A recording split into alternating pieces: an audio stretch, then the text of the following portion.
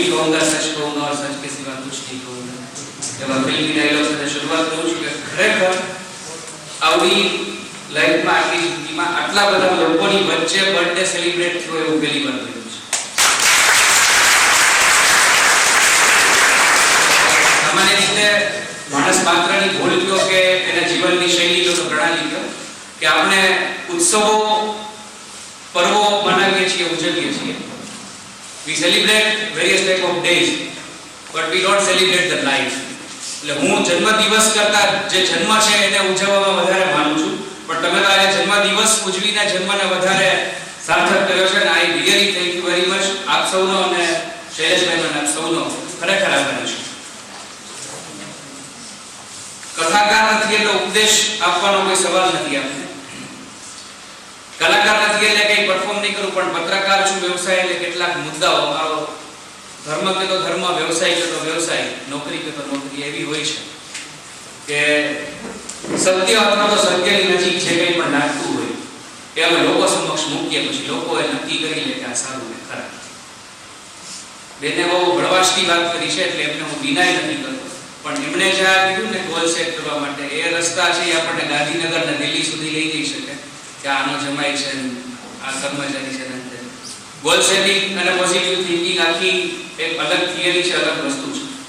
તો કદાચ તમને એવો પ્રશ્ન થાય કે આ જ્વલન છાયા નામનો એક વ્યક્તિ અહીંયા ગોલ સેટિંગની વાત કરવા આવે છે, તો એના જીવનમાં શું એને ગોલ સેટ કર્યો, એચીવ થયો કે નહીં, પોઝિટિવ થિંકિંગ કર્યું કે નહીં? આમાં બે વસ્તુ છે, મારો ગોલ શું હતો, મેં સેટ કર્યો હતો અને એચીવ થયો છે કે નહીં, એના સૌથી નજીકના કોઈ સાક્ષી હોય તો શૈલેષભાઈ જાણી શકશે કે જ્યારે મારે જીવનમાં બધું ગોળ હતું, ગોળ જેવી કોઈ વસ્તુ જ નહોતી, પ્રશ્નાર્થો જ હતા, ત્યારથી એમણે મને જોયો છે। મારી એન્ઝાઇટી, મારી વિટંબણા, મારી વ્યથા, મારા ઉભરા એ એમણે બહુ નજીકથી જોયા છે। પછી એ આખું જે ઝરણું છે એ નદીમાં ફેરવાય અને એની ગતિ કેવી થાય એ પણ એને જોયું છે। એટલે મારા વિશે હું વધારે વાત નહીં કરું, પણ એટલા માટે એક ભૂમિકા બાંધું છું કે તમને એવી ખબર પડે કે આ વ્યક્તિ એ વાત કરે છે શું કામ કરે છે। બે વસ્તુ હોય, એક તો બહુ હેલ્ધી માણસ હોય ને એમ વિચારે એમ કે તમારે રોજ સવારે વોકિંગ કરવું જોઈએ, તમારે રોજ જ્યુસ પીવો જોઈએ, તમારે ચરબીવાળો પ્રોડક્ટ ન ખાવો, એટલા માટે એના ફાયદા થતા હોય। બીજું હાઈલી ડાયાબિટીક પર્સન હોય ને એમ કે ગળ્યું ખાતાથી ન ભાઈ ડાયાબિટીસ થઈ જાય છે, એટલે કદાચ હું બીજા નંબરમાં છું। ગોલ સેટ ન કરવાથી શું ગેરફાયદા થાય મને ખબર છે, માટે હું તમને કહું છું હવે તમે કરો। કદાચ મેં જે ગોલ સેટ કર્યો હતો એ નાનો હતો અથવા નહોતો એચીવ થાય એવો અથવા એચીવ થઈ ગયો છે એની આપણે પછી વાત કરીએ, પણ the importance of goal setting and importance of positive thinking in life, આ મુદ્દાઓ તમને આપતા પહેલા હું તમને માત્ર મુદ્દાઓ આપીશું, એવો આગ્રહ નહીં કરું તમે આ જ રીતે વર્તો અને આ જ બધું જીવનમાં ઉતારો। It is up to you કે તમારે શું કરવું, આફ્ટર લાઈફ તમારી છે। એકવાર એવું બન્યું કે પેલું પિક્ચરમાં આ ડાયલોગ વધારે પડતા હતા, એટલે એક છોકરી છે એ ઘરેથી ભાગી ગઈ ઘર છોડીને, અને પછી 3 દિવસ પછી પાછી આવી, એટલે એના ફાધરે કીધું કે ક્યાં લઈને આવ્યો યાર, એટલે એ છોકરી કે ઝીણી પિન વાળું ચાર્જર ભૂલી ગઈ। એટલે આપણે હું તમને કોઈ ઘોડવા નથી બનાવવા, પણ ઘણીવાર એવું બનતું હોય છે કે માણસ કાંઈ ન કરે તો જો માત્ર સાક્ષી ભાવે જીવનને જોતો જાય અને જોતો હોય ને તોય એને ઘણું બધું દેખાતું હોય છે। આપણે અહીંયા રસ્તા ઉપર ઊભા રહીએ, મોરબી સુધી ન જઈએ તોય આપણને ખબર પડે કે 20 ટ્રક પસાર થઈ, 3 કાર છે, કારને આટલી મુશ્કેલી છે, રસ્તો આટલો સાંકડો છે અને ટ્રક છે આવી રીતે સ્પીડમાં આવે છે, એને કારણે સાયકલ અને સ્કૂટર વાળા જે લોકો અહીંથી જતા હોય અને મુશ્કેલ એટલીસ્ટ આપણે પરિસ્થિતિને ઓબ્ઝર્વ કરી શકતા હોઈએ। અને હું માત્ર મારા અવલોકનોના આધારે તમારી સાથે એક સંવાદ કરીશ। ગોલ સેટિંગ બહુ જ ઘણા બધા લોકો આપણને એવો ઉપદેશ આપે છે, ઘણા બધા લોકો આપણને એવું કહે છે કે જીવનમાં તમે તમારો એક ગોલ નક્કી કરો, એક ધ્યેય નક્કી કરો, ધ્યેય વગર કઈ એને આ વસ્તુ મેનેજમેન્ટના કોઈ સરસ રૂડારૂપાળા કવરવાળા પુસ્તકોમાં જ હોય, કોઈ મેનેજમેન્ટ કન્સલ્ટન્ટ કે કોઈ એક્સપર્ટ જ આપણને કહેતા હોય એવું નથી।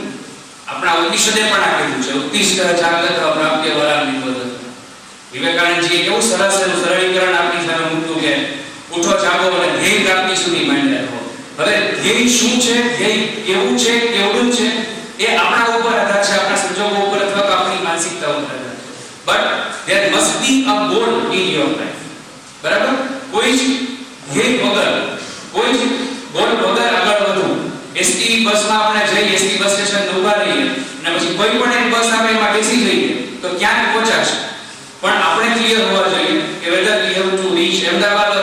રીચ અમરેલી. પછી એની બસ નક્કી થાય, લક્ઝરીમાં જવું, વોલ્વોમાં જવું કે એસટીમાં જવું, પણ આપણે આપણું પહોંચવાનું સ્થાન, આપણું ગંતવ્ય સ્થાન જે છે, આપણું ડેસ્ટિનેશન છે, એ જીવનમાં નક્કી હોવું જોઈએ. આના વગર કોઈ સફર શરૂ એવું કહેવાય છે કે ગમે તેટલી મોટી મુસાફરી છે એ આપણે એક જ પગલાથી શરૂ થાય છે. તમે એક સ્ટેપ મૂકો પછી કોઈ પણ મોટી મુસાફરી છે પહોંચી શકો, પણ એ મુસાફરીનું ડેસ્ટિનેશન પણ નક્કી હોવું જોઈએ. હા, ત્યાં પહોંચાશે નહીં પહોંચાય એ પછીની વાત છે, એ ડેસ્ટિની, નસીબ, ઈશ્વર, અલ્લાહ જે કંઈ પણ આપણે કહીએ છીએ. પણ જિંદગી શું છે, જિંદગીનો ધ્યેય શું છે, આ બહુ જ મહત્વની વાત છે. અને જિંદગી શું છે એ સમજવા માટે અત્યારે આ ઉપક્રમ નથી. जिंदगी एक गुलजार में बहुत सरस है कि जिंदगी क्या है जानने के लिए जिंदा रहना बहुत जरूरी है. जिंदा रहना એટલે માત્ર આમ વાતચીત કરીને હાથ પગ હલાવવા એવું નહીં, અંદરથી જીવવું બહુ જરૂરી છે. આપણને જિંદગી સમજાઈ શકતી હોય છે. પણ જેને હું ને તમે અત્યારે જિંદગી ગણીએ છીએ, આપણે જે આપણું દિનચર્યા જે છે, શ્રીરામકૃષ્ણ યશસ્ચંદ્ર આપણા બહુ મોટા ગજાના કવિ છે.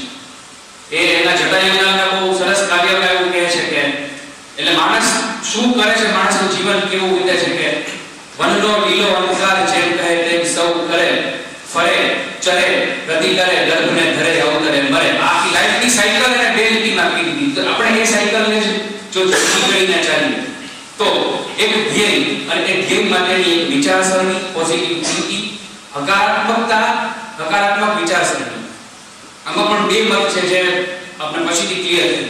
પણ આ બંને હોવું બહુ જરૂરી છે. તમારા લેવલે, તમારી ઉંમરે તો અત્યંત જરૂરી છે. કિશન સોસાયટી એક બહુ સરસ વાત છે કે એવા સ્થળે આવીને ઊભો છે કાફલો. બહુ સરસ વાત છે, સમજો કે એવા સ્થળે આવીને ઊભો છે કાફલો.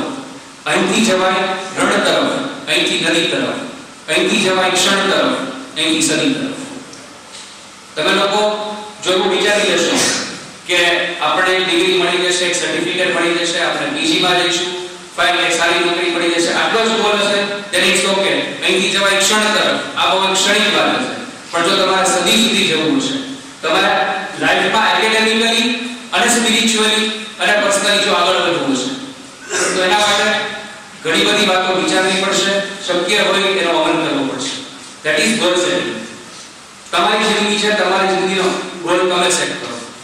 મુશ્કેલી ઘણી વાર એવી હોય છે, 3 ઇડિયટ્સમાં બતાવે છે એમ કે મમ્મી પપ્પા જ નક્કી કરી લેશે કે આ ડોક્ટર જ બનશે, આ એન્જિનિયર જ બનશે, આપણા કુટુંબમાં તો બધા વકીલ છે, તો આ એન્જિનિયર બનીને શું કરશે. અને એને કારણે થઈને આપણી જે સંવેદનશીલતા હોય છે, આપણી જે સેન્સિટિવિટી હોય છે, એને કારણે આપણે પણ એ પ્રવાહમાં ભળી જઈએ છીએ. એટલે જ્યારે આવું બને ત્યારે શિક્ષકોના માર્ગદર્શન લઈને, કોઈ એવી વ્યક્તિને વશમાં રાખીને, આપણી પરંપરાઓને તોડવી પડે તો તોડીને એવું વિચારવું કે ભાઈ હું આ બનવા માંગુ છું, મારો ગોલ, મારો રસ્તો, મારો પાથ એ આ છે, અને મારે આ રીતે આમ આગળ વધવું છે. મુશ્કેલી આપણે ત્યાં બીજી છે કે આપણી પાસે ગોલ સેટિંગ શું છે એનો કોઈ જવાબ નથી હોતો. ક્યારેય આપણે આ વસ્તુને તમારામાંથી કદાચ એકને પૂછું, ભાઈ તમારો શું ગોલ, તમે જીવનમાં શું વિચાર્યું છે, તો ધડ લઈને એક સવાલ આવી જશે. જેમ આપણે રસ્તામાં જઈએ ત્યાં કેમ છો, કે મોજ. હવે આપણે મજામાં ન હોઈએ, આપણને કમ્ફર્ટ ફીલ થતું હોય તો આપણે કોઈને એવું કહેતા નથી, બધાને એવું કહેવાય પણ નહીં મજામાં. પણ એક બહુ સહજ ભાવે આપણે આ વસ્તુ બોલી જઈએ છીએ. ગોલ સેટિંગ શું છે એના વિશે આપણે ક્યારેય ગંભીરતાથી વિચાર્યું નથી. મને એમ લાગે છે કે હિન્દુસ્તાનમાં કદાચ અર્જુનને જે શિક્ષણ મળ્યું હતું ગોલ સેટિંગ, એ પછી આપણે શિક્ષણ પદ્ધતિમાં પણ કે ગોલ સેટિંગ શું છે, ધ્યેય નક્કી કરવું, ધ્યેય પ્રાપ્તિ સુધી કઈ રીતે પહોંચવું, એનું કોઈ શાસ્ત્રોક્ત જ્ઞાન નથી. અર્જુનને એના ગુરુએ કીધું હતું તને શું દેખાય છે, બીજા બધાએ કીધું કે પાકનું ઝાડ છે, પછી કોઈ કીધું કે માળો છે જેમાં એક પક્ષી બેઠું છે. અર્જુનને એમ કીધું તને શું દેખાય, તો કે મને એની આંખ દેખાય છે, મારે લીધવાની છે.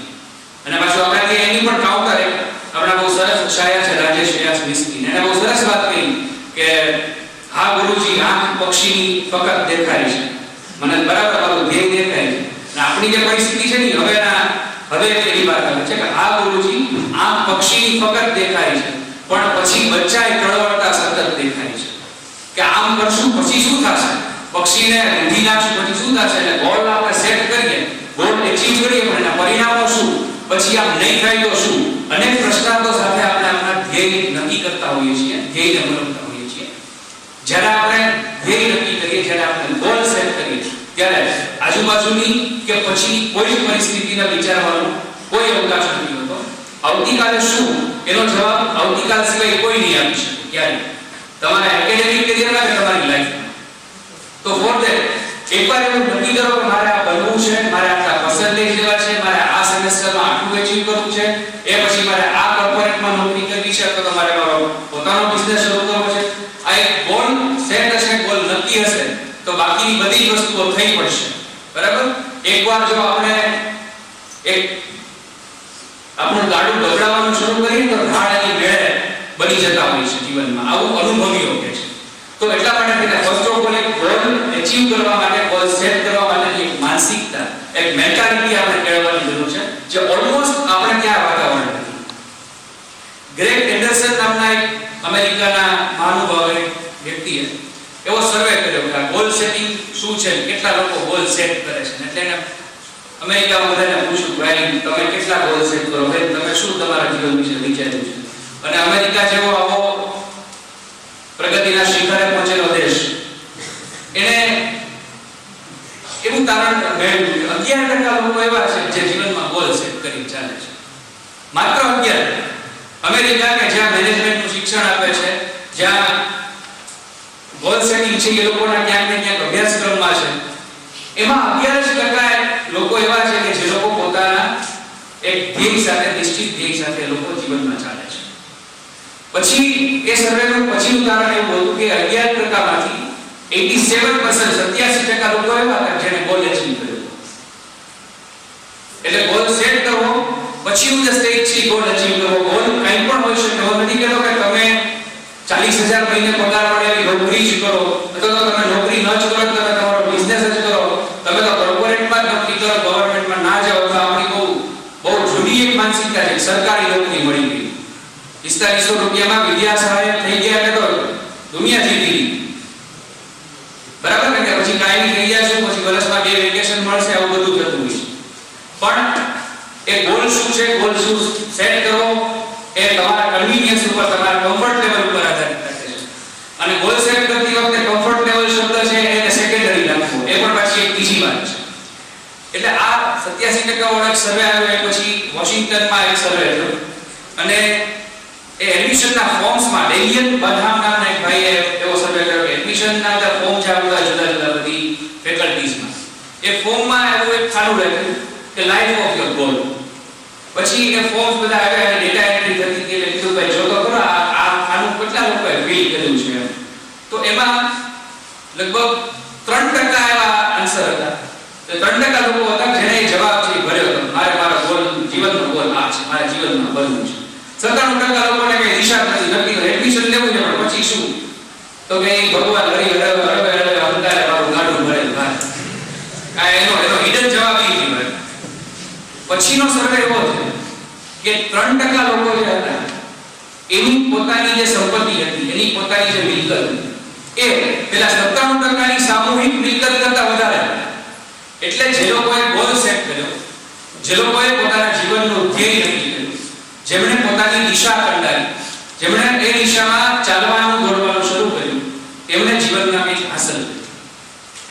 કદાચ તમારા મનમાં એવા વિચારો આવતા હોય કે આ એક એવો શબ્દ છે નસીબ, પ્રારબ્ધ, ડેસ્ટિની, કે આપણે તો બધું કરીએ પણ નસીબમાં હોવું જોઈએ. નસીબ એવો શબ્દ છે જે આપણને અટકાવે છે, તો અટકવું હોય તો મદદ કરે, કે આપણા નસીબમાં નથી રહેવા જોઈએ. ક્યારેક કોઈ તબક્કે સાચું હશે. આપણે કોઈ જ્યોતિષ શાસ્ત્રને કે પારમિસ્ટ્રીને કે એસ્ટ્રોલોજીને ચેલેન્જ કરવાની એ વાત નથી. નસીબ જેવું કંઈ છે નહીં.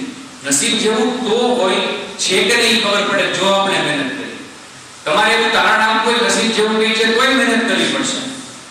નસીબ જેવું કંઈ નથી એવું સાબિત કરવું હોય તોય મહેનત કરવી પડશે. મહેનત કરવી પડશે એટલે ગોલ સેટ કરવો પડશે, ગોલ અચીવ કરવો પડશે. એટલે કંઈ પણ વાત કરે આપણે કે આપણા નસીબમાં નથી, આપણા પ્રારબ્ધમાં નથી, આપણે આવું વિચારીએ પણ આવું તો થોડું થાય. એક બીજી બહુ મહત્વની વાત, પેલું કેડબરીની જાહેરાત એવી છે કે ખાને વાલે કો ખાને કા બહાના चाहिए. આપણે અહીંયા એવું હોય કે ન કરને વાલે કો ના કરને કા બહાના चाहिए. કે હું ભણવા તો જાઉં પણ કોલેજ મારા ફ્રેન્ડને બાઈક છે ને આપણે તો બસમાં જવું પડે. પેલા પપ્પાએ તો એને નેનો લઈ લીધી છે, આપણે તો બાઈક પર જવું પડે. પછી જાઓ તો પછી કેવું કે તડકો લાગે, ઠંડી લાગે ને, અને આ બધું બુક્સ છે તો અવેલેબલ નથી આપણા રાજકોટમાં, એટલે બધું આપણે અમદાવાદથી મંગાવવું પડે. ટૂંકમાં કાંઈ એના માટે આપણી પાસે બહુ ઓછા કારણો હોય છે. ન કરવા માટે ઢગલા એ કારણો આપણે લઈ આવીએ છીએ. બરાબર, કમ્પેરિઝન કરીએ છીએ. મારી પાસે કોલેજે 7 દિવસ કરવા માટે 7 જુદા કપડા નથી. તમે તો બહુ સરસ યુનિફોર્મ આવ્યા છો. આ તો જ્યાં એવું વ્યવસ્થા નથી એની વાત છે. આવા નાના બહાનાઓ કાઢી અને આપણે બહુ મોટી સમસ્યાઓ સર્જતા હોઈએ છીએ. દોસ્ત, બહુ જ અનુભવો અને બહુ જોયા પછી કહું છું કે દુનિયામાં કોઈ એવો માણસ નથી, કોઈ એટલે કોઈ બરાબર, ઓબામાય નહીં, ઓસામાય નહીં, કે જેને લિમિટેશન ન હોય. મર્યાદા વગરનો કોઈ જ માણસ નથી, કોઈ વ્યક્તિ નથી કે જેને પોતાની મર્યાદાઓ હોય. અને મર્યાદાઓમાંથી માર્ગ કાઢવો ને એ જ માણસ હોવાનું એક મોટું લક્ષણ છે. બાકી તો પછી તો બધા જ બેઠા છે. બરાબર, બધા પોતપોતાની જે મર્યાદાઓ યાદ કરી અને લોકો સમક્ષ મૂકવા મળશે તો નહીં એ કઈ શોધ થાય, નહીં 18,000 એમ કે હું 19 વર્ષમાંથી હવે હું ઉપવાસ ના કરી શકું તો લોકપાલ આવે. પછી તેનું કે હું બહુ રમ્યો ભાઈ, હવે મારાથી નથી તો 100 સદી કરનારો માણસ છે એ હિન્દુસ્તાનનો છે એવું ક્યારેય કહ્યું જ નહીં. બધાને મર્યાદાઓ છે અને મર્યાદાઓમાંથી માર્ગ કાઢવાનો છે, મર્યાદામાંથી બહાર આવવાનું છે. અને એના માટે તમારી પાસે એક લક્ષ્ય હોવું જરૂરી છે. દુષ્યંત કમલાના હિન્દીના બહુ મોટા શાયર એવું કહે છે કે આસમાન में भी सुराग हो सकता है, एक पत्थर तो तबीयत से उछालो यार. આકાશમાં પણ આપણે એક સરસ મજાનો એક ગેપ કરી શકીએ. સવાલ એ છે કે આપણે કેટલી તીવ્રતાથી, કેટલી તાકાતથી, કેટલા ડિટર્મિનેશનથી એ પથ્થર છે આકાશ પર ફેંકીએ છીએ. અને મુશ્કેલી ત્યાં છે કે આપણે ઉપર પથ્થર ફેંકવાને બદલે એકબીજાની સામે ફેંકવામાં વર્ષો કાઢી નાખ્યા 1947 પછી.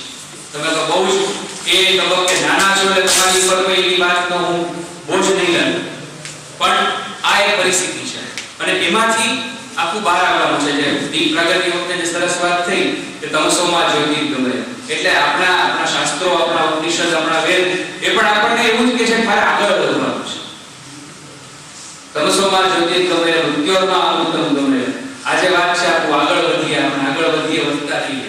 આ જે એક આખી વિભાવના છે કે જ્યાં છીએ ત્યાં નહીં પણ ત્યાંથી one step ahead, one step more. એ આખી ગોલ એચીવમેન્ટની, ગોલ સેટિંગની એક વાત છે. એના માટે પોઝિટિવ થિંકિંગ. હવે આપણને એવું શીખવવામાં આવે છે, મહાન લોકો પોતાના પુસ્તકોમાં, પોતાના પ્રવચનોમાં વાત કરે છે પોઝિટિવ થિંકિંગ એટલે શું, કે તમે જેવું વિચારો એવું થાય. જે ઘટના બહાર આકાર પામે એ સૌથી પહેલા માણસના મનમાં આકાર પામતી હોય છે. હવે આ એક આખું સાયન્સ છે એટલે આપણે કોઈ ચેલેન્જ નહીં કરીએ, પણ હું એવું પોઝિટિવ થિંકિંગનો અર્થ હું એવું કરું છું કે સારું વિચારે જ રાખવું. તો એવું બને કે એક વર્ગ આપણે એવું બની જાય જે માત્ર વિચારે છે. રેને દેકાર્તે એવું કીધું હતું કે આઈ એમ બીકોઝ આઈ થિંક, હું છું કારણ કે હું વિચારું છું. પણ એ આખી અલગ વિભાવના. હવે માણસ એવું વિચારે જ રાખે કે આજ સાંજે મને ₹1,00,000 મળી જાય, સાંજે મને ₹1,00,000 મળી, પોઝિટિવ થિંકિંગ છે. પણ એવું નહીં થાય. પોઝિટિવ થિંકિંગનો ગુઢાર્થ એ છે કે તમે સારું વિચારો અને બાકી જે કંઈ થાય છે એ જ મારા માટે સારું છે એમાં સ્થિર રહો. આ બહુ આધ્યાત્મિક વાત છે. કદાચ તમને અત્યારે એમ લાગશે કે આ દિશા ખોટાઈ છે, પણ આ બહુ મહત્વની વસ્તુ છે. સારી વસ્તુ માટે વિચારો, સારા કોઝ માટે વિચારો, સારા પરિણામ માટે વિચારો. કદાચ એ વસ્તુ જો ન થાય તો જે થયું છે એ મારા માટે સારું છે. That is real positive thinking. આ વસ્તુ તમને ઘણી બધી વ્યથાઓ, તમને ઘણી બધી મહત્વની જે કંઈ પણ જે તમે અટકશો, અટવાશો એમાંથી બચાવશે, એમાંથી બહાર લાવશે. મે બી તમને કદાચ મારી વાત એવું લાગતી હોય કે આ બહુ હાઈલી ફિલોસોફિકલ વાત છે, પણ આજથી 5 વર્ષ 10 વર્ષ પછીની આ વાત છે જે તમને સમજાશે કે આપણે આવું વિચાર્યું તો થઈ ગયું તો આવું નથી થવાનું એવું કરીને વિચારવું જ નહીં. એ તો કેવું છે ખબર છે કે આ ધરતી કપ આવશે, ઘર પડી જવાનું, આપણે શું કામ બનાવવું? જે દિવસે એ 6.2 રિક્ટર સ્કેલ પર આવે તે દિવસે જે થવાનું હોય થાય. પણ આજે તો આપણે ઘર બનાવવું પડે અને એ બનાવવા માટે થઈને આપણે ભૂકંપ પ્રૂફ એનું બાંધકામ કરવું પડે. That is goal setting and positivity. કે તો ગમે તેવું આંચકો હોય આપણી ઇમારતને, આપણી જિંદગીની ઇમારતને હલાવી નહીં શકે. આ એક પોઝિટિવ થિંકિંગની વધુ એક થિયરી અને ગોલ સેટિંગની એક મહત્વની વાત. Decision making. ગોલ સેટ કરવો તો એમાં પણ એમ થાય કે આવું કરીશ કે આમ કરીશ, આમ જઈશ કે આમ જઈશ. નિર્ણયાત્મકતા બહુ જ જરૂરી છે. નિર્ણય લેવો એના કરતા પણ યોગ્ય સમયે લેવો અથવા ન લેવો. એક બહુ સરસ કોટેશન છે કે if it is not necessary to take a decision, if it is necessary it is not necessary to take a decision, it is necessary not to take. જ્યારે તમને જીવનમાં નિર્ણય લેવાની જરૂર ન લાગે ત્યારે જરૂરી છે કે તમે નિર્ણય ના લો. પણ કેટલીક વાર એકદમ રેસ્ટી સાવ આધુનિકયા પણ ડિસિઝન જો લેવા પડે તો લઈ લેવા પડે કમ્ફર્ટ ને પછી જે થવાનું. એક ભાઈ રેલવેના ઇન્ટરવ્યુમાં ગયા, સેફટી એજીપીએસના ઇન્ટરવ્યુઝ હતા. પછી એમને પૂછવામાં આવ્યું કે તમે જ્યાં ડ્યુટી ઉપર છો ત્યાંથી આસપાસ રેલવે સ્ટેશન દૂર છે અને તમને એવા સમાચાર મળે કે એક જ ટ્રેન ઉપર સરાસરી 2 ટ્રેન આવી રહી છે અને એ 2 ભટકાય છે અને બહુ ઓછો સમય છે, તો તમે શું કરશો? એટલે પેલા એન્જિનિયરે એવું કીધું કે ભાઈ હું ઇન્ફોર્મ કરીશ મારા કંટ્રોલ રૂમ ને મારા જે કમ્યુનિકેશનના સાધનો છે કે પછી સંપર્ક ના થઈ શકે તો શું કરશો? તો કે હવે તો મોબાઈલ પણ અવેલેબલ છે, હું તરત જ મારા સિનિયર્સને મોબાઈલ ઉપર ઇન્ફોર્મ કરીશ, પોલીસને ઇન્ફોર્મ કરીશ, આજુબાજુમાંથી ફાયર બ્રિગેડ બોલાવી રાખીશ. પણ કે તો એમ 2 ટ્રેન ભટકાવવાની તૈયારી હોય તો તમે શું કરશો? એટલે તો હું ડિઝાસ્ટર મેનેજમેન્ટ ઓથોરિટીને ઇન્ફોર્મ કરીશ, એ લોકોની હેલ્પ કરીશ. ના પણ તો એવું થાય કે 2 ટ્રેન ભટકાવવાની હોય તો શું કરશો? તો કે તો હું મારું જે જગ્યા છે બેસવાની થોડેક દૂર જઈશ, 2 ટ્રેન કેવી રીતે ભટકાશે જોઈશ. પણ આ જવાબ એનો છેલ્લો હતો. બાકીની તમામ શક્યતાઓને વિચારી લીધી કે હું આમ કરીશ, આમ કરીશ, આમ કરીશ. એટલે જો તમારા મનમાં અથવા તમને કોઈ એવું કહેતું હોય કે ભાઈ આપણે તો જે થવાનું હોય એ થાય, બધી ચિંતા મૂકો, કાલ કોણે જોઈ છે, આજે મજા કરો, આ બધી વાત સાચી છે, પણ કાલ કોણે જોઈ છે એનો અર્થ એમ છે કે કાલ કદાચ જોશું ખરા. જેમ્સ બોન્ડનું એક બહુ સરસ ફિલ્મ છે ટુમોરો નેવર ડાઈઝ. ઘણા આપણને એમ કે આપણે જ્યારે નિરાશાના તબક્કામાં હોઈએ અથવા આપણે કંઈક ચૂકી જઈએ ને ત્યારે કે આપણે ત્યારે ને સૌથી વધારે જો તમને સહેલાઈથી કોઈ વસ્તુ મળતી હોય સલાહ છે. જે માણસે કોઈ દિવસ કાંઈ ન કર્યું હોય પણ તમને કંઈ પણ પ્રકારની સલાહ આપે છે, બરાબર? પોતે 33 વર્ષે પહોંચ્યો છતાં એમ કે મેરેજ લાઈફમાં કામ જ કરવું જોઈએ. આવી સલાહ આપનારા લોકો છે ને તમને એવું કે ઘણીવાર કે ભાઈ તમારા જીવનમાં આમ વિચારવું જોઈએ, આમ tomorrow never dyes. Tomorrow never dyes આવતીકાલ તો છે. એક અંગ્રેજી નવલકથાનું નામ છે if tomorrow comes. Tomorrow never dyes if tomorrow comes. એટલે આવતીકાલ આવશે ને તોય હશે. અને આવતીકાલ આપણી કેવી બનાવવી એના માટે આપણી આજ છે ને સજ્જતા ભરેલી હોવી જોઈએ. અને સજ્જતા ભરેલી આજ અને સારી આવતીકાલ, that is goal setting. One more one. એટલે તમે ગોલ સેટિંગ કરો એટલે આ મેનેજમેન્ટના 5 પ્રથાઓ ઉતારી જાઓ, પછી તમે જીવન ચરિત્ર સ્વામી વિવેકાનંદનું વાંચી લો, પછી પરમહંસને વાંચી લો, પછી દયાનંદ સરસ્વતીનું સત્યાગ્રહ પ્રકાશ ગ્રંથ આખો વાંચી જાઓ, પછી ઇંગ્લિશ નોવેલ વાંચી લો, પછી ગોલ સેટ. આ કઈ વસ્તુ જરૂરી નથી, જેટલું વંચાય એટલું બહુ સારું, પણ ગોલ સેટ કરવાને કોઈ મહાજ્ઞાનને કોઈ સંબંધ નથી. ગોલ સેટ કરવો એટલે માત્ર એટલું મારે અહીંયા પહોંચવું છે, બસ એના માટેના મારા આ સંજોગો છે, એના માટેની મારી આ સ્થિતિ છે, એટલે હું આટલી બદલાવી શકીશ અને આટલી સ્થિતિ પ્રમાણે હું બદલાઈ શકીશ. આ બહુ સિમ્પલ થિયરી છે. મેં શરૂઆત કરી કે ગોલ સેટિંગ મેં કર્યું તો નહીં એવું બધું જે વાત કરી, મારે મેં એક બહુ મોટા ગોલ એવો હતો છે કે મારે આઈએએસ બનવું છે, મારે આઈપીએસ બનવું છે. મને મારી સૌથી પહેલા કદાચ તમને બહુ એવું લાગશે કે અચાનક કેમ હોય, પણ આપણી ખૂબીઓને સતત વખાણતા રહેવી અને આપણે જાતે એપ્રિશિએટ કરતા રહેવી, સાથે સાથે મનોમંથન એવું કરતા રહેવું. આપણી મર્યાદાઓ શું છે અને મને મારી મર્યાદાઓ ખબર હતી, એટલે આપણે છે ને મુખ્ય વાત એ છે કે આપણે શું છે ને એને સાઈડમાં રાખી શું નથી એની અવળખામાં જિંદગી કાઢીને. મારી પાસે કાર નથી, મારી પાસે બંગલો નથી, મારી પાસે મારે તો ક્રિકેટર બનવું હતું પણ પપ્પાએ બેંકમાં મોકલ્યો કે જ્ઞાન ભણ નહીં તો આપણે અત્યારે ચંદ્રેશ્વર ગુજરાત જેવો રમતા હોય, આપણી એ સેન્ચુરી થઈ હોય, પણ હવે પપ્પાએ કીધું ભણ એટલે અહીંયા આવી બેસી ગયા. હવે અહીંયા જ છોડ, હવે અહીંયા જ રહેવાનું. તો અહીંયા કેમ સારી રીતે થઈ શકે? ચેતેશ્વરથી જેમ તમે પણ કેમ તમારા ફિલ્ડમાં આગળ વધી શકો? Now that is only the option.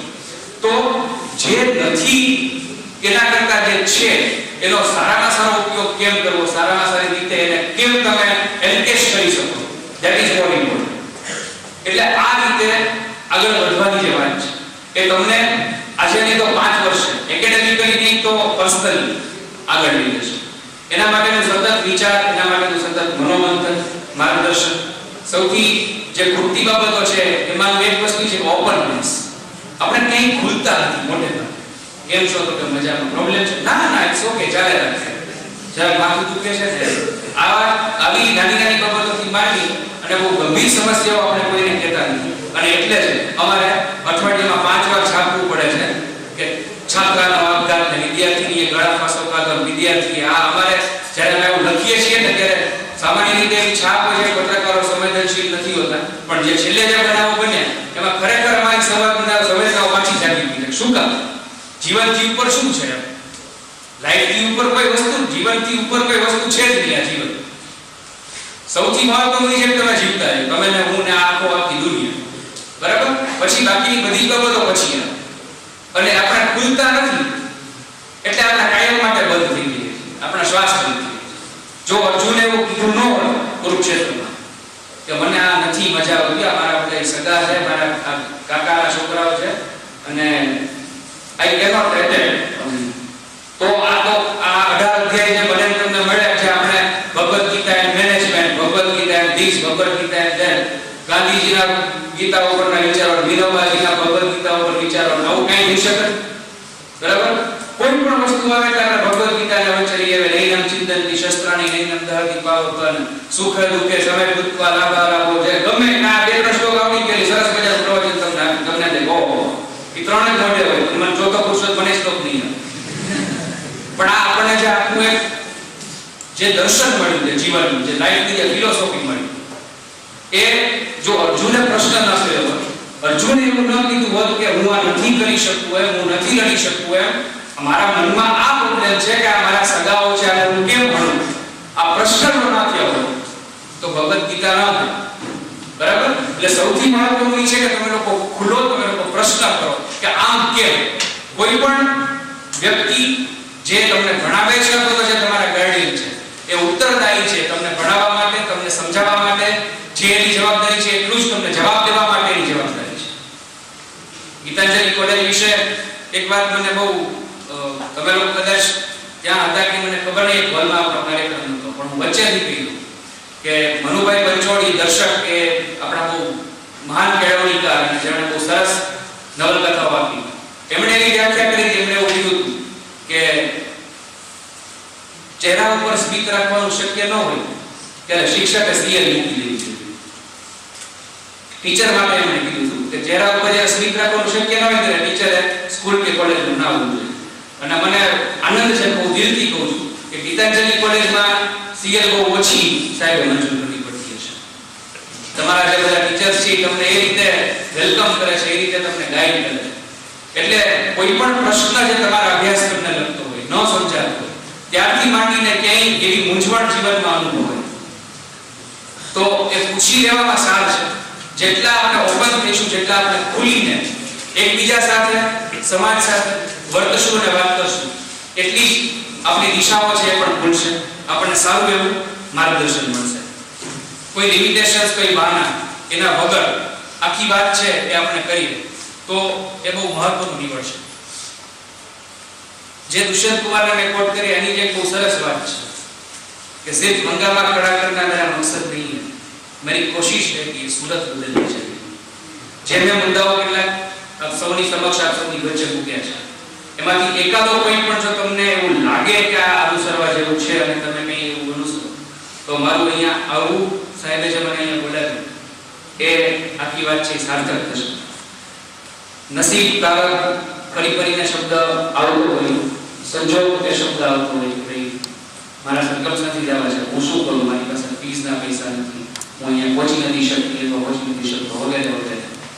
તો એના માટે એવું છે કે આફ્ટર માણસના હાથમાં છે ને પ્રયત્ન છે, પણ એક વરદાન છે કે માણસના હાથમાં પ્રયત્ન છે. બે વસ્તુને મૂલવી. માણસના હાથમાં માત્ર પ્રયત્ન છે, પણ આ બહુ મહત્વનું છે કે માણસના હાથમાં પ્રયત્ન તો છે અને એટલા માટે થઈને તમારું બેસ્ટ, તમારું 100% તમારા કોઈ પણ ફિલ્ડમાં, હું એવું તો દાવા સાથે કહી શકું એમ છું કે આ ગોલ સેટિંગની જે વાત આવે છે ત્યારે હું જ્યારે ભણતો અને હું સાહેબ પાસે ટ્યુશન લેવા ગયો ત્યારે એક દિશા એ પકડાઈ ગઈ મારા જીવનમાં કરવું છે. અને વેર આઈ વોઝ ઇન એસવાય ગયો, જ્યારે હું એક નોટબુકમાં લખતો ત્યારે સામાન્ય રીતે તમે નોટ લખતા હોય તો તમે બહુ સરસ રીતે લેપટોપ ઉપર બધા કામ કરો છો. પેલું એક મનોજ કટેરિયા એક શેર છે કે કોઈનું ભવિષ્ય શું લખશે, મારા માટે તો કલમ વિધાત્રી છે. તમે એવું કહી શકો કે કોઈનું ભવિષ્ય શું લખશે, મારા માટે તો માઉસ વિધાતું છે. માઉસ એન્ડ લેપટોપ અમે કરીએ છીએ, પણ તમે લોકો બહુ સરસ તમારા સુધી બહુ જલ્દી આ બધી સાઈડમાં લખવું એટલે એક નોટના પાના ઉપર આમ પોઈન્ટ લટકાવો, પછી બીજી લાઈન ત્રીજી લાઈન એટલે ઇકોનોમિક્સ ના એક સાહેબ ત્યાં આવતા એક પંડિત સાહેબ કરીને શીખવવા, એને એવું પૂછ્યું કે આ રીતે કેમ પોઈન્ટ લટકાવો? એટલે મેં એમ કીધું કે પત્રકારો રિપોર્ટિંગમાં જાય ત્યારે આવી રીતે લખે. એટલે મને કે કેમ એવું? કીધું મારે પત્રકાર બનવું છે, હું એસવાય બીકોમમાં હતો, મેં કીધું મારે જર્નલિસ્ટ બનવું છે, મારે રિપોર્ટર બનવું છે. એટલે કે ભાઈ આ નોટમાં થોડું આવું લખાય, એટલે કીધું ફેર બુકમાં હું લખી નાખીશ આવી રીતે. પણ ત્યારથી મારા મનમાં એક એવું બીજ પડેલું હતું કે I want to become a journalist. હવે હું મોટો પત્રકાર છું, નાનો પત્રકાર છું, મધ્યમ કક્ષાનો છું, એ તમે લોકો નક્કી કરી શકો. સફળ છું, નિષ્ફળ છું, હજી સુધી સફળતા સુધી નથી પહોંચી મને ખબર છે, નિષ્ફળ છું નહીં મને ખબર નથી. કારણ કે મારી નિષ્ફળતાઓ એટલે હું નિષ્ફળ છું એવું વિચારવા માંડીશ તો હું સફળ નહીં. પણ પત્રકાર એવું એક લેબલ જે લગાવવાનું હોય એ મને લાગી ગયું છે. મારો ગોલ એવો નતો મને પત્રકાર થવા એટલે 5 જણ આપણે જાય એટલે ઊભા થઈ જાય, દાંડિયા રસ્તા પાસ ફ્રી આવે, વીકેન્ડની પ્રેક્ટિસમાં આપણને મફતમાં જવા મળે, આવો સાહેબ આવી કોઈ વસ્તુ મનમાં નહોતી. એટલે મારો માર્ગ બહુ સરળ થઈ ગયો. અને સૌથી પહેલા મારે એકવાર પેલો મ્યુનિસિપલ કોર્પોરેશન હોય ને એ ડાયરી ભાઈમાં પત્રકારોનું નામ હોય. એટલે એકવાર શૈલેષભાઈનો ફોન આવ્યો મને કે આજે મને બહુ આનંદ થયો કે કોર્પોરેશનની મેં ડાયરી જોઈને પત્રકારના વાળામાં મને નામ જોયું કે આટલા વર્ષો પહેલા આ વસ્તુ નક્કી થઈ ગઈ. ના હું બધાને કહેતો મારે પત્રકાર બનવું છે. એટલે આ જે પોઝિટિવ થિંકની વાત કરીને હું પર્સનલી માનતો હું ન માનતો, પણ જો તમે કંઈ વિચારો ને કંઈક ઈચ્છો ને તો કુદરત 100% કૃપા કરે છે. એવું તો ઘણા લોકોનો અનુભવ છે. કોઈ વાતને લંબાવવાની ગણતરી કે ઈરાદો નથી, ત્યારે આ સંદર્ભે બીજી એક બે વાત થઈ શકે તો સરસ રીતે. પણ વાત મુખ્ય જે બની છે આપણી વાતમાં એ છે કે કાંઈ એવું વિચારો મારે આ કરવું છે તો એ ક્યાંક ને ક્યાંકથી થઈ પડશે. તમારા તમામ પ્રયત્નો તમારું 100% તમે તમારા ફિલ્ડને તમારા ગોલને આપો. મકરંદ દવે નામના આપણા બહુ એક સરસ કવિ, બહુ એને સાઈ મકરંદ કહે છે, આધ્યાત્મિક ઊંચાઈ. એ બહુ સરસ એવી એક વાત કરે છે કે છૂટે હાથે મેં તો વેર્યા છે બીજ, છૂટે હાથે મેં તો વેર્યા છે બીજ, હવે વાદળ જાણે અને જાણે વસુંધરા. માણસનું કામ માત્ર બીજ વેરવાનું, દાણા નાખવાનું હોય છે. પછી વાદળ વરસે, ધરતી બહુ સરસ મજાનો પાક આપે તો ખેતર લહેરે, દેશ કી ધરતી સોના ઉગલે ઉગલે ગિરે પટ્ટી એવું થઈ છે. પણ એ આપણે કઈ વાવીએ જ નહીં કે ભાઈ વરસાદ પડવો છે તો પડશે, એની મેળે તો ઉગી જાય એવું વિચાર ઘણા એવું વાત કરતા હોય કે હિમાલય ઉપર પેલો જે પર્વત છે કે હિમાલયની ગિરિમાળામાં એમાં કોણ ઝાડ ઉગાડવા ગયું, એની મેળે ઉગી જાય છે ને. એ તો ઈશ્વર એનું કામ કરે છે, કુદરત એનું કામ કરે છે. આવી બધી વિચારો છે ને કે આપણે આપણા દેહથી ચરિત કરી દેનારા છે. હિમાલય ખાલી ફરવા જવાય, રહેવાનું એ આપણે ઘરે, એટલે ઘરે જ્યારે આપણે કઈક આમ લાસર ઉગડી ગયું ત્યારે આપણે નથી કહેતા કે ઈકરી મેળે થઈ જશે. એના માટે આપણે બોલાવવા પડે છે માણસોને, કોન્ટ્રાક્ટર્સને. તો આ આપણી જે આપણું જે આ દૈનિક જીવન જે છે અને દૈનિક જીવન છે એમાં પ્લાનિંગ, એમાં ગોલ સેટિંગ, એમાં પોઝિટિવ થિંકિંગ એ બધી વસ્તુઓ આવશ્યક છે. એના માટેના પ્રયાસો જરૂરી છે. એટલે છૂટે હાથે મેં તો વેર્યા છે બીજ, હવે વાદળ જાણે અને જાણે વસુંધરા. એટલે વાદળ એનું કામ કરશે, વસુંધરા સરસ મજાનો પાક આપશે. શરત એ છે કે તમારે છૂટે હાથે તમારા પ્રયાસોના બીજ વેરવા પડશે. તમારે પોઝિટિવ થિંકિંગ અથવા એટલીસ્ટ થિંકિંગ અને ગોલ સેટિંગ, કંઈક મારે બનવું છે, મારે કંઈક કરવું છે એવું ધ્યાન રાખીને, એવું વિચારીને એ બીજ છે રોપવા પડશે. પછી બહુ સરસ ફસલ ડેફિનેટલી આવશે, એમાં કોઈ નિર્ણય નથી, એમાં કોઈ બે નથી. રજનીશ ના પુસ્તકોમાંથી તમને મેં તમને કીધું સલાહ નહીં આપું તો સલાહ બની આપું. મારી તમને વિનંતી છે તમને લોકોને બધાને, તમારા ઉપર વિશ્વાસ નથી એવું નહીં, પણ ઓવરઓલ એક જે ચિત્ર દેખાય છે એ સંદર્ભે કે તમારા લોકોએ આ બધું આવું કરવું ન કરવું બધું તો બરાબર છે, પણ જીવનમાં કાંઈ ન કરવું હોય તો વાંચવું કરવું. રીડ મોર. તમને જે મજા આવે એવું પુસ્તક, તમને ગમે એવું પુસ્તક અથવા એવા પુસ્તક. પણ આ વાંચન અત્યંત જરૂરી છે, બહુ એટલે બહુ જરૂરી છે. એકાદું પણ વાક્ય જો એકવાર આમ સેટ થઈ જાય ને મગજમાં તો તમને બહુ મોટી પીડાઓમાંથી વાક્ય નો કે 3 શબ્દો છે કે don't fight with the fact, deal with it. સત્ય છે ને જે એની યારે માથાકૂટ કે મથામણ ન હોય ત્યારે ડીલ હોય, એની યારે વ્યવહાર સ્વીકારી લેવાનું. હા ભાઈ આમ જ છે ના કરવાનું છે. પછી એમાં આપણા વિચારો ભણે, આપણી વાતો ભણે એવું નહીં. એટલે સરસ મજાનું વાંચન જો તમે રાખશો ને તો આવી ઘણી બધી વાતો છે જીવનમાં મદદરૂપ થઈ શકશે.